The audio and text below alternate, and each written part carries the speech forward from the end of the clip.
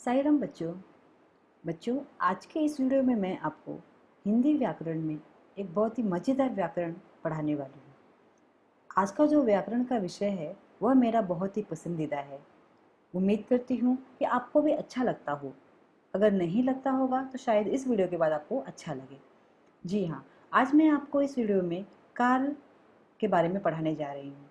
काल, जिसको हम टेंस बोलते हैं।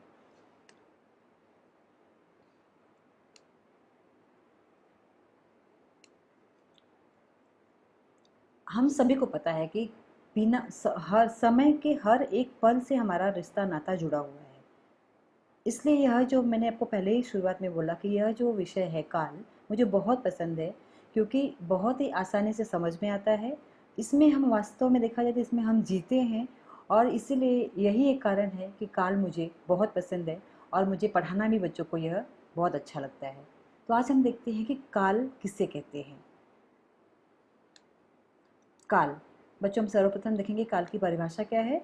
क्रिया के जिस रूप से कार्य करने या होने का बोध या ज्ञान होता है उसे हम क्या कहते हैं, काल कहते हैं। जैसे हमें पता है कि काल 3 प्रकार के होते हैं, वर्तमान, भूतकाल, भविष्यकाल। तो हम उदाहरण भी उसके उसी तौर पे देखेंगे। जैसे बच्चे खेल रहे हैं, मैडम पढ़ा रही है, ये आपका हो गया वर्तमान काल। बच्चे खेल रहे थे, मैडम पढ़ा रही थी, आपका हो गया भूतकाल। बच्चे खेलेंगे, मैडम पढ़ाएंगे, ये आपका हो जाएगा भविष्यकाल। तो बच्चों यहाँ पर हम लोगों ने देखा कि काल किसे कहते हैं और उसके उदाहरण थोड़े देखें। पहले वाक्य में क्रिया वर्तमान समय में हो रही है, दूसरे वाक्य में क्रिया पहले ही समाप्त हो चुकी थी तथा तीसरे वाक्य की क्रिया आने वाले समय में होगी। इन वाक्यों की क्रियाओं से कार्य के होने का समय प्रकट हो रहा है, इसलिए इसे हम क्या कहते हैं बच्चों, वर्तमान काल कहते हैं। अब काल कहते हैं। अब हम देखेंगे कि काल के कितने भेद होते हैं, कितने प्रकार होते हैं। भेद का अर्थ होता है बच्चों प्रकार।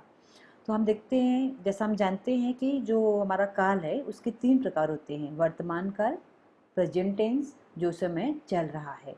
भूतकाल, पास्ट टेंस, जो समय बीत चुका है। भविष्य काल, फ्यूचर टेंस, जो समय आने वाला है। अब हम देखेंगे कि वर्तमान काल और भूतकाल और भविष्य काल के भी कुछ प्रकार होते हैं। वह कौन से हैं उसके बारे में जानकारी प्राप्त करेंगे बच्चों।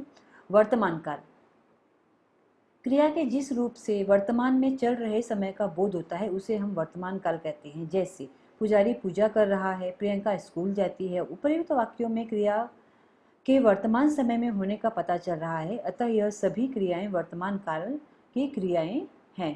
तो आपने देखा है कि वर्तमान काल की जो क्रियाएं हैं वह कैसी होती हैं, जो चलते हुए समय में हो रहा है उसे हम क्या कहते हैं, वर्तमान काल। वर्तमान काल के भी 3 भेद होते हैं बच्चों, सामान्य वर्तमान काल, अपूर्ण वर्तमान काल और पूर्ण वर्तमान काल। हम देखेंगे एक एक करके सब। सामान्य वर्तमान काल, क्रिया का वह रूप जिससे क्रिया का वर्तमान काल में होना पाया जाए सामान्य वर्तमान काल कहलाता है। क्रिया के जिस रूप से सामान्यतः यह प्रकट हो कि कार्य का समय वर्तमान में है, न कार्य के अपूर्ण होने का संकेत मिले न संदेह का, वहाँ सामान्य वर्तमान होता है। जैसे बच्चा खिलौने से खेलता है। वाक्य में खेलना प्रस्तुत समय में है किंतु न तो वह अपूर्ण है और न ही अनिश्चित, अतः यहाँ सामान्य वर्तमान काल है।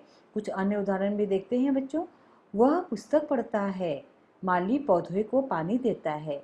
तो इस यहाँ पर हमें पता चलता है कि सामान्य वर्तमान काल का अर्थ क्या होता है। अब हम देखते हैं कि अपूर्ण वर्तमान काल क्या होता है। क्रिया के जिस रूप से यह बोध हो कि वर्तमान काल में कार्य अभी पूर्ण नहीं हुआ, वह चल रहा है, उसे हम अपूर्ण वर्तमान काल कहते हैं। उदाहरण के तौर पर, मोहन विद्यालय जा रहा है।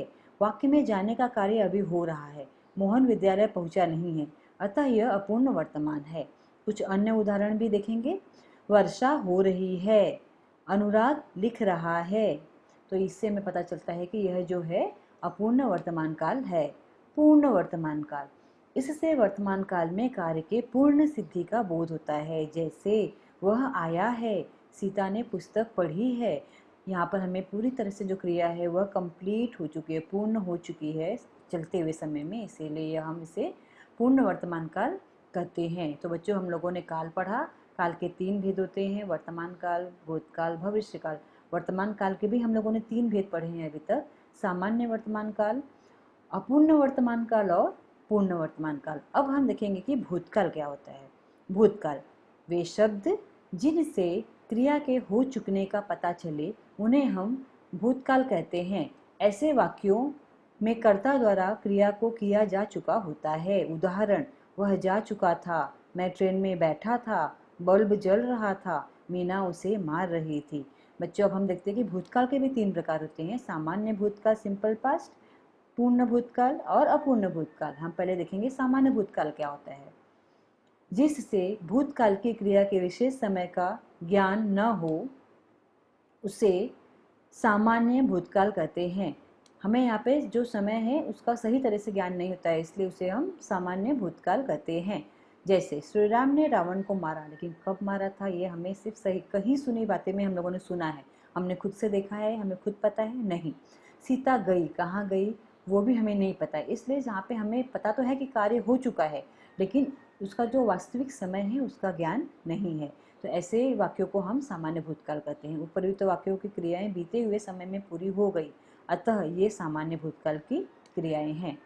अगला है अपना पूर्ण भूतकाल। क्रिया के उस रूप को पूर्ण भूतकाल कहते हैं जिससे क्रिया की समाप्ति के समय का स्पष्ट बोध होता है कि क्रिया को समाप्त हुए काफ़ी समय बीता है। जैसे उसने शाम को मारा था, अंग्रेजों ने भारत पर राज किया था, महादेवी वर्मा ने संस्मरण लिखे थे। बच्चों, महादेवी वर्मा हिंदी की बहुत ही सुप्रसिद्ध कवित्रियों में से, लेखिकाओं में से एक मानी जाती हैं। यहाँ पे आपने देखा है कि जो भी कार्य है वह सब भूतकाल का है, लेकिन उस सब में भी क्रियाएं जो है वो सब हो चुकी हैं। उपर्युक्त वाक्यों में क्रियाएं अपने भूतकाल में पूर्ण हो चुकी थी, अतः यह पूर्ण भूतकाल की क्रियाएं हैं। अगला है अपूर्ण भूतकाल। जिस क्रिया से यह ज्ञात हो कि भूतकाल में कार्य संपन्न नहीं हुआ था, अभी चल रहा था, उसे अपूर्ण भूतकाल कहते हैं। जैसे सुरेश गीत गा रहा था, रीता सो रही थी। उपर्युक्त वाक्यों में क्रियाओं से ज्ञात होता है कि कार्य के अतीत के आरंभ होकर अभी पूरा न होने का पता चलता है, अतः यह अपूर्ण भूतकाल की क्रियाएं हैं। जहाँ पे भी हमें यह तो पता चलता है कि जो क्रिया है, जो काम है वह हो चुका है, लेकिन वह हुआ भूतकाल में हो रहा है, लेकिन पूरा हुआ है कि नहीं उसमें हमें संदेह है, तो ऐसी क्रियाओं को हम अपूर्ण भूतकाल कहते हैं। अगला है भविष्यकाल। भविष्यकाल में देखेंगे हम लोग कि भविष्य में होने वाली क्रिया को भविष्यकाल की क्रिया कहते हैं। जैसे हम सर्कस देखने जाएंगे, किसान खेत में बीज बोएगा। उपर्युक्त वाक्यों की क्रियाओं से पता चलता है कि ये सब कार्य जो है आने वाले समय में पूर्ण होंगे, अतः यह भविष्यकाल बोलिए या भविष्यकाल, दोनों एक ही है, काल की क्रियाएं हैं। भविष्यकाल की पहचान के लिए वाक्य में अंत में गा गे गे आदि आती हैं। बच्चों, हम देखेंगे कि जो क्रियाएं अपने आने वाले समय में होंगी उसे हम भविष्यकाल कहते हैं, और इसका भी एक भेद माना जाता है, एक प्रकार है जिसे हम सामान्य भविष्यकाल कहते हैं। जैसे क्रिया के जिस रूप से उसके भविष्य में सामान्य ढंग से होने का पता चलता है उसे सामान्य भविष्यकाल कहते हैं। इससे यह प्रकट होता है कि क्रिया सामान्यतः भविष्य में होगी। हमें पता है कि वह क्रिया 101% होगी, लेकिन कब होगी? आने वाले समय में होगी। तो ऐसी क्रियाओं को या ऐसे वाक्य को हम क्या कहेंगे? सामान्य भविष्यकाल का वाक्य है। जैसे बच्चे कैरम बोर्ड खेलेंगे, वह घर जाएगा, दीपक अखबार बेचेगा। उपर्युक्त वाक्यों में क्रियाएं भविष्य में सामान्य रूप से काम के होने की सूचना दे रही हैं, यहाँ पे सूचित किया जा रहा है, अतः यह सामान्य भविष्यकाल की क्रियाएं हैं। तो बच्चों, आज हम लोगों ने, मैंने आपको पहले भी बोला था कि काल एक बहुत ही मज़ेदार विषय है। अगर आप इसको पढ़ते हैं तो इसको आपको समझने में बिल्कुल भी समय नहीं लगता है। जो कि यह समय है, आपको समय पे समझना, समय को समय पे ही समझना है। इसलिए काल को अगर आप थोड़ा सा ध्यानपूर्वक पढ़ते हैं तो आपके यहाँ पे पूरे के पूरे अंक आपको मिलने की संभावना होती है। लेकिन अगर आप यहाँ पे थोड़ा सा भी अगर अपने मन को इधर से उधर किया तो आपके बहुत सारे अंक कट भी हो सकते हैं। इसलिए आपको इसको सावधानीपूर्वक भी पढ़ना है। तो बच्चों, आज हम लोगों ने क्या पढ़ा? काल, जिसे हम समय कहते हैं। जो समय में जो भी क्रिया हो रही है उसे हम क्या कहेंगे? काल कहेंगे। तो हम लोगों ने काल पढ़ा। काल के 3 भेद होते हैं, वर्तमान काल, भूतकाल, भविष्यकाल। वर्तमान काल के भी 3 भेद होते हैं, सामान्य वर्तमान काल, पूर्ण वर्तमान काल, अपूर्ण वर्तमान काल। उसी तरह से हम लोगों ने भूतकाल पढ़ा, भूतकाल के भी 3 भेद होते हैं, सामान्य भूतकाल, पूर्ण भूतकाल, अपूर्ण भूतकाल। बच्चों हम लोगों ने तीसरा प्रकार पढ़ा भविष्यकाल। भविष्यकाल का एक ही भेद माना जाता है, सामान्य भविष्यकाल। तो यहाँ तक हम लोगों ने आज पूरा इस वीडियो में काल के बारे में जानकारी अच्छे से प्राप्त की है। अब आपको कितना समझा है वह हम थोड़ा सा रिवीजन लेंगे, अभ्यास करेंगे, तो हमें और भी अच्छे समझ में आएगा कि हमारा कितना क्लियर है। तो अभ्यास में हमें क्या करना है, निम्नलिखित वाक्यों की क्रियाओं के काल लिखिए। बच्चों यहाँ पर हमें जो भी वाक्य दिए हुए हैं, यहाँ पे 10 वाक्य मैंने आपको प्रैक्टिस के लिए दिया हुआ है, अभ्यास करने के लिए। इसमें से हमें देखना है कि इसमें जो भी एक क्रिया हो रही है वह क्रिया का काल क्या है। जैसा कि मैंने आपको काल पढ़ाया हुआ है, यहाँ पे हम लोग फिर से एक बार देखेंगे कि क्रिया जो हो रही है उसका काल क्या है। चलिए पहला हम देखते हैं, मैं अपनी यह झोपड़ी न छोड़ूंगी। न छोड़ूंगी, गा गीगे, क्या हो जाएगा आपका ये सामान्य भविष्यकाल। पुलिस की गाड़ी आ रही थी, आ रही थी, भूतकाल में क्रिया हो रही है लेकिन वह क्रिया पूरी तरह से नहीं हुई है, कंप्लीट नहीं हुई है, तो इसलिए क्या हो जाएगा आपका अपूर्ण भूतकाल। आकाश में तारे चमकते हैं, सामान्य वर्तमान काल, चमकते हैं। कूड़े कचरे पर मक्खी मच्छर पलते हैं, सामान्य वर्तमान काल, पलते हैं। नौकर चला गया, ये देखो यहाँ पर कार्य हो चुका है, लेकिन यहाँ पे आपको क्या दिख रहा है कि सामान्यतः तरह से हुआ है, इसके लिए यह आपका क्या हो जाएगा सामान्य भूतकाल। कल के विषय पर चर्चा हो रही है, मतलब कार्य चल रहा है, प्रेजेंट टेंस में कार्य चल रहा है, जो भी वर्तमान समय में हम लोग हैं, तो आपका ये क्या हो जाएगा अपूर्ण वर्तमान काल। भारत की पूरी बटालियन हमला कर रही थी, कर रही थी आपकी क्रिया है, और वह क्रिया क्या आपका काल क्या आपको समझ में आ रहा है, कर रही थी मतलब क्रिया यहाँ पे पूरी नहीं हुई है, तो आपका क्या हो जाएगा ये अपूर्ण भूतकाल। शीला जल्दी लौट आएगी, लौट आएगी, क्रिया है आएगी, लौटना और आएगी, तो सामान्य भविष्यकाल हो जाएगा ये आपका। लोग मंत्री का स्वागत करते हैं, ये आपका हो जाएगा सामान्य वर्तमान काल। करते हैं मतलब वर्तमान समय में चल रहा है, तो आपका ये क्या हो जाएगा सामान्य वर्तमान काल। अगला है बच्चों, अध्यापक पाठ पढ़ा रहे थे, पढ़ा रहे थे, ये भी क्रिया यहाँ पे कंप्लीट नहीं हुई, पूर्ण नहीं है, तो यह भी आपका क्या हो जाएगा, एक तो आपका भूतकाल में है और दूसरा क्रिया कंप्लीट नहीं हुई है, तो आप क्या इसको बोलोगे कौन सा काल है, अपूर्ण भूतकाल। तो बच्चों हम लोगों ने यहाँ पर तीनों काल के एक दो उदाहरण देखे हैं, जिससे हमें अब समझ में आ जाना चाहिए कि काल अगर आया परीक्षा में तो हम कैसे पहचानेंगे।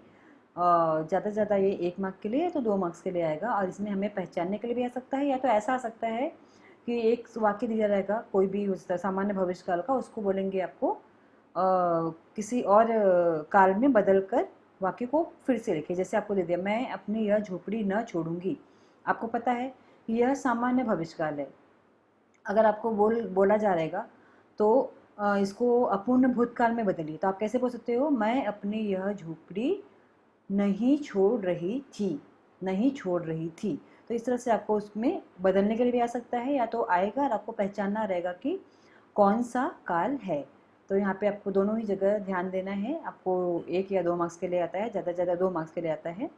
तो अगर आपने पूरा वीडियो अच्छे से देखा है बच्चों, तो आपको यह काल जो मैंने आज पढ़ाया है इस वीडियो में बहुत ही आसानी से समझ में आ जाएगा, क्योंकि इसमें कन्फ्यूज़न बिल्कुल भी नहीं है अगर आप ध्यान से पढ़ते हो तो जो भी अभी तक मैंने आपको दिया है वो अच्छे से आप अपनी हिंदी की जो पुस्तिका आपने बनाई रहेगी उसमें नोट डाउन कर लेना। असाइनमेंट के भी क्वेश्चंस रहेंगे, प्रश्न उत्तर, और आपको यहाँ पर भी मिल रहे हैं, वो सब अगर आप करके रखते हैं तो आपको परीक्षा के दरमियान आपको बिल्कुल भी परेशानी नहीं होगी और आपको अच्छे अंक प्राप्त होंगे।